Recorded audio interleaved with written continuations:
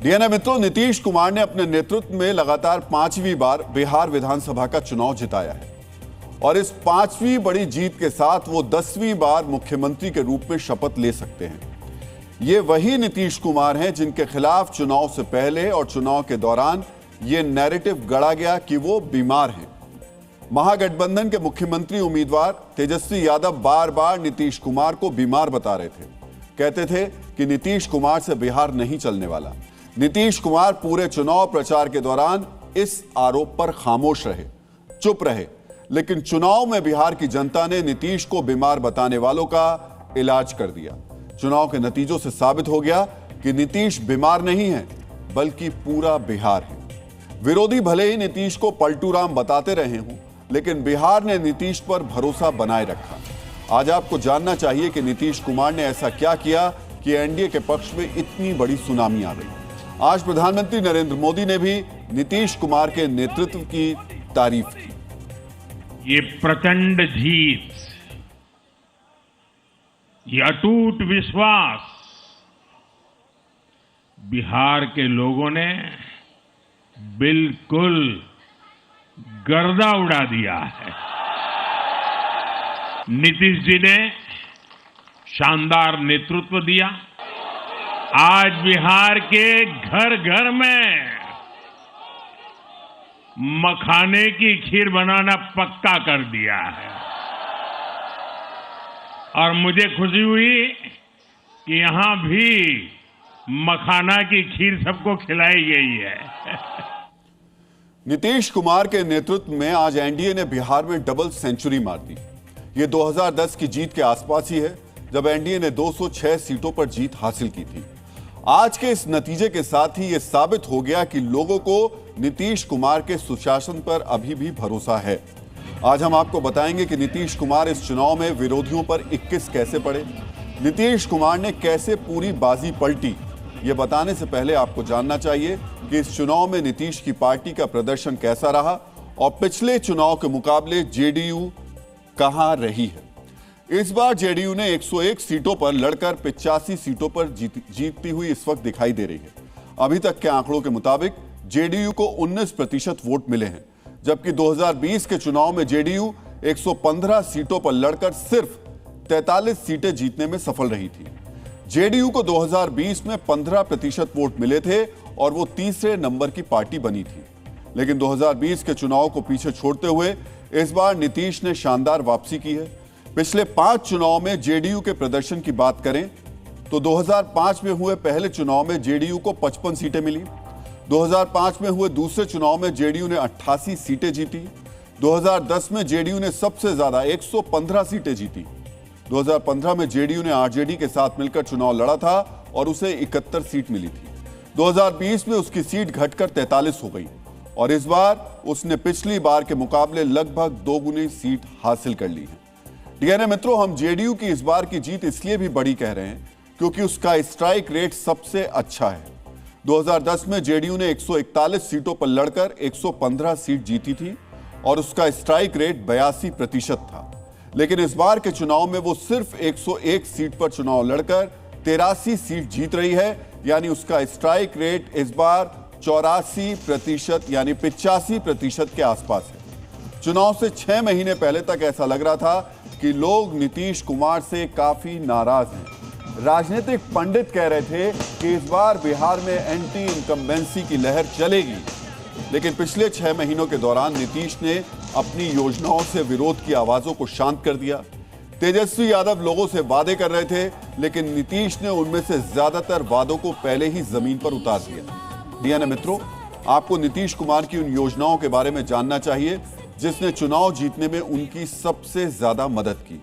नीतीश कुमार ने मुख्यमंत्री रोजगार योजना के तहत 3 चरणों में 1 करोड़ 21 लाख महिलाओं को 10-10 हजार रुपए ट्रांसफर कर दिए। इस योजना पर 12,100 करोड़ रुपए खर्च हुए।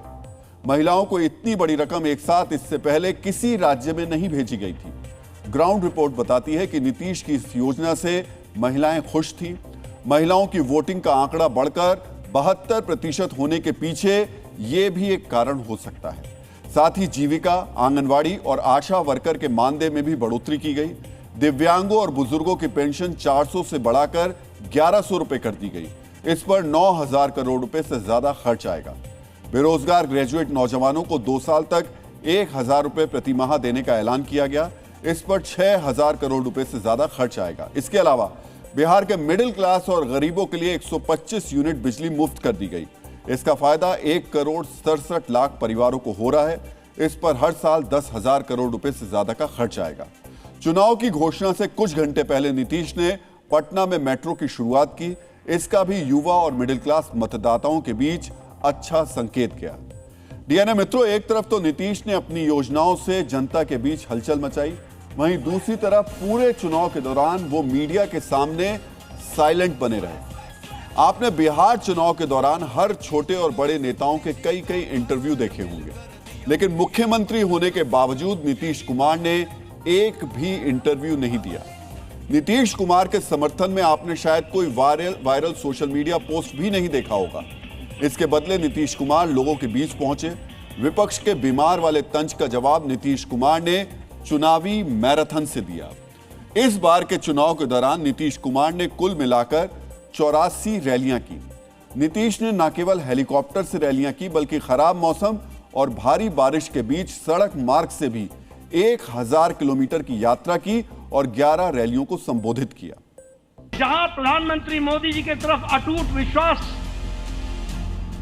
जनादेश ने दिया है, वहीं नीतीश कुमार के सुशासन पर भी मोहर लगाई है और उनको भी ताकत दी।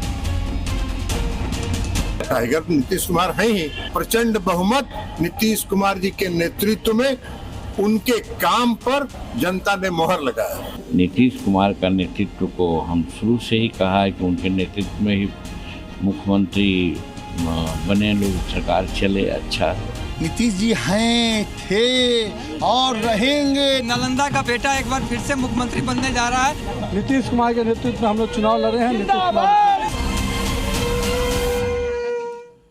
डीएनए मित्रों, नीतीश कुमार चुनाव प्रचार के आखिरी दिन तक डटे दिखे।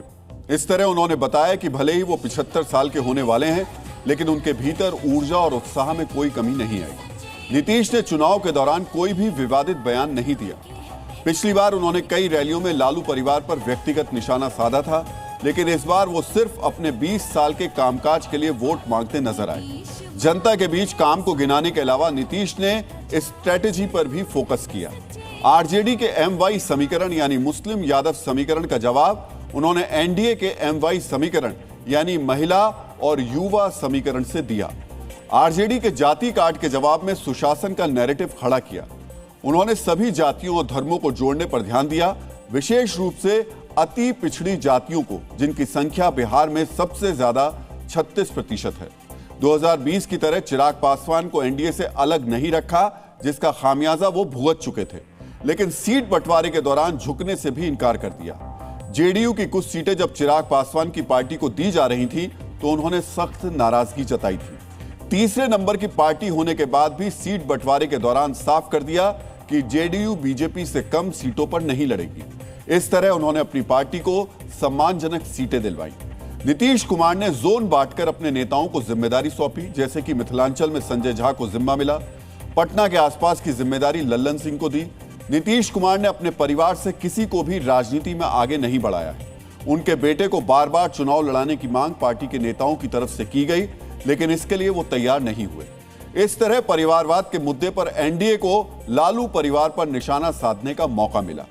इस रणनीति का ही नतीजा है कि मतदान के बाद नीतीश कुमार जीत को लेकर निश्चिंत नजर आ रहे थे। उन्होंने पटना के महावीर मंदिर जाकर आशीर्वाद लिया, हाईकोर्ट के नजदीक एक दरगाह पहुंचे और पटना साहिब गुरुद्वारा भी गए। यहां आपको यह भी जानना चाहिए कि इस बार के चुनाव में नीतीश को लेकर सहानुभूति फैक्टर भी था। जिस तरह से विपक्ष ने लगातार नीतीश कुमार की बीमारी को मुद्दा बनाया, उससे लोग नाराज दिखाई दिए। साथ ही लोगों को यह भी लग रहा था यह नीतीश कुमार का आखिरी चुनाव है, इसलिए उनको जिताना चाहिए। महिलाओं को यह भी लग रहा था कि अगर नीतीश मुख्यमंत्री नहीं बनेंगे तो एक बार फिर बिहार में शराब की बिक्री शुरू हो सकती है। इस डर ने भी महिलाओं को नीतीश के समर्थन में एकजुट किया। महिलाएं नीतीश के लिए ढाल बन गई। बिहार की सत्ता 2005 से नीतीश कुमार के इर्द गिर्द सिमटी हुई है। अपने मजबूत प्रदर्शन से नीतीश कुमार ने एक बार फिर साबित कर दिया कि ना तो वो टायर्ड हैं और ना ही रिटायर्ड।